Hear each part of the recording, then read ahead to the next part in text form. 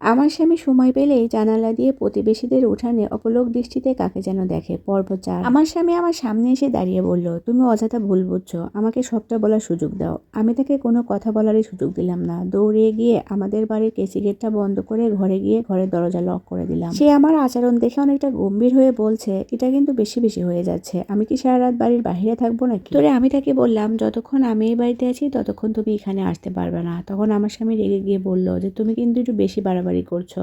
আবার বলল, তুমি একদিন তোমার এই আচরণের জন্য লজ্জা প্রকাশ করবে। আমি তাকে বললাম, তোমার কি মনে হয় সেই অনুশোচনা করার জন্য আমি তোমার কাছে উপস্থিত থাকবো?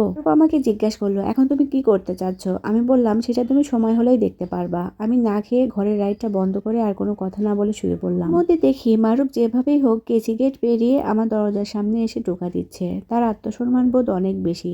জোরে জোরে শব্দ করছে না, যদি পাশের ফ্ল্যাটের কেউ জেনে যায়। এসে দরজা খোলার জন্য আমাকে অনেক অনুরোধ করলো, কিন্তু আমি একদম শুয়েছিলাম চুপচাপ, কোনো উত্তরই দিইনি। অনেকক্ষণ পর দেখি সে হয়তো চলে গেছে। মনে মনে চিন্তা করতে লাগলাম, সে হয়তো ওখানেই গিয়েছে। এই কথাটা মনে করতে আরো অনেক বেশি কান্না পাচ্ছিল আমার। সারা রাত কান্না করেই কাটিয়ে দিলাম। সকালে উঠে আমার জিনিসপত্র নিয়ে ব্যাগটা গুছিয়ে ফেললাম। তারপর অসহায় দৃষ্টিতে ঘরের চারপাশে একটু তাকিয়ে দেখলাম। মনে মনে চিন্তা করলাম, আমি যেটা করছি সেটা কি সত্যিই সঠিক? কিন্তু আবার চিন্তা করলাম, চোখের দেখা কি কখনো ভুল হতে পারে? আমি যেটা করছি একদম ঠিক করছি। তারপর চাবিটা পাশের ফ্ল্যাটের ভাবির কাছে দিয়ে চলে যেতে লাগলাম। তখন ভাবি ডেকে বলল, কালকে রাতে আপনাদের কি হয়েছে? ভাইয়াকে দেখলাম কালকে রাতে কাজের লোকের সাথে নিচে ঘুমাতে যাচ্ছে। আমি একটু হেসে বললাম, আর কিছু না, ওই যে তার সাথে একটু মনোমালিন্য হয়েছে আর কি। ভাবি আমাকে দেখে বলল, কিন্তু আপনাকে দেখে তো মনে হচ্ছে অনেক কিছু হয়েছে, আপনার কি না গেলেই না? আমি ভাবিকে কোনো উত্তর দিলাম না, সরাসরি বের হয়ে আসলাম। গেট থেকে বের হয়ে হঠাৎ মনে হলো, যাওয়ার আগে ওই মহিলাকে আর দুটো কথা শুনিয়ে যাই, তাহলে হয়তো মনে একটু শান্তি পাবো।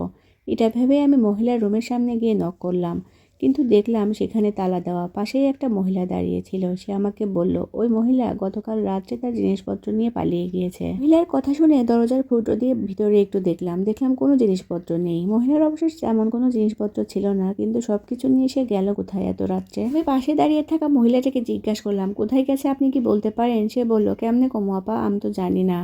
আমি চিন্তায় পড়ে গেলাম। রাত দুপুরে মহিলার পালিয়ে যাওয়া, বিষয়টা একটু অন্যরকম লাগলো আমার কাছে। পরেক্ষণে আবার ভাবলাম, তার চলে যাওয়া না যাওয়াতে আমার কি আসে যায়? তিনি চলে গিয়ে আমাকে কি বোঝাতে চাইলেন? কি মারুফকে মুক্তি দিয়ে আমার কাছে ফিরাতে চাইলেন? কিন্তু না, আমি তো সিদ্ধান্ত নিয়েই নিয়েছি, এর সাথে আমার সংসার আর হবে না। রাস্তা দিয়ে হাঁটার সময় হঠাৎ মহিলার জন্য আমার অনেক অনুশোচনা হচ্ছে। মনে মনে ভাবলাম, হয়তো মহিলাটাকে আমি অনেক কটু কথা শুনিয়ে ফেলেছি, এজন্যই কি রাগ করে চলে গেছে। আমার কেমন রহস্য রহস্য মনে হচ্ছে। হয়তো তাকে এতটা কথা শোনানো আমার উচিত হয়নি। উনিও হয়তো কোনো উপায় না পেয়ে এই লাইনে এসেছে। হয়তো তার ব্যবসায়ী এটা। তিনি রাতের গভীরে চলে গিয়ে কি এটাই বোঝাতে চাইলেন যে তিনি একজন নারীর জন্য তার ত্যাগ স্বীকার করলেন? কিন্তু সে চলে গেলে কি হবে? মারুফের যে চরিত্রই পাল্টে গিয়েছে, সে যে এরকম দুচরিত্র আমার তো জানা ছিল না। তিনি হয়তো চলে গেছে, কিন্তু সমাজে আরো অনেক এরকম মহিলা আছে। মারুফ হয়তো তাকে না পেয়ে অন্যজনকে আবার বেছে নেবে, আর এই ভুল আমি আর দ্বিতীয়বার করব না। মানুষের স্বভাব সহজে পাল্টায় না, এটাই বাস্তব। আর মারুফ একটা নারী লোভী মেয়ে, সে হয়তো তার স্বভাব কখনোই ছাড়তে পারবে না, হয়তো প্রকাশে করবে কিংবা গোপনে। এমন ভাবতে ভাবতে যখন গলির মোড়ে আসলাম, তখন দেখলাম পিছন থেকে কে যেন ডাকছে। দেখি যে মারুফ আমার দিকে খালি পায়ে দৌড়ায় আসছে। এমন সময় পাশের বাড়ির একটা মহিলা মারুফের পথ আটকে দাঁড়ালো। তারপরে একটা চিঠি তাকে দিল। মারুফ সেই চিঠিটা হাতে নিয়ে আমাকে খোঁজার চেষ্টা করছিল। আজকে গল্পের চতুর্থ পার্ট শেয়ার করলাম। যদি ভালো লাগে লাইক কমেন্ট শেয়ার করবেন, তাহলে পরের পার্ট শেয়ার করব।